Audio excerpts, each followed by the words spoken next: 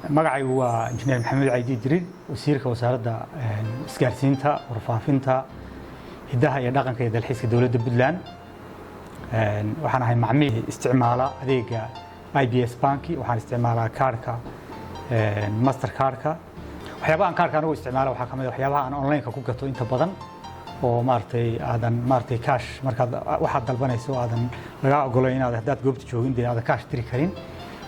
waxay ii fududeysaa oo kale mararka qaarkood intii aan haystay mar baan safar Kenya iyo dalka Ingiriiska u baxay intiina safarkaygu aan markaas Ingiriiska u aaday oo mararka qaarkood xilliga aan doonayo inaan maartay bedelo tigidhkayga xilligan hoteelada buu ka gareysanayo mararka qaarkood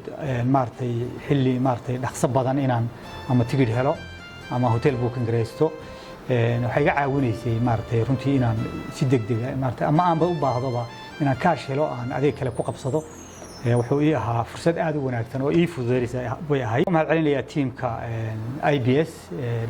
xaruntooda Garowe Puntland iyo guud ahaan bankiga oo sanad guuradii 10aad galay intii uu adeega banku furnaa guul baan u rajaynayaa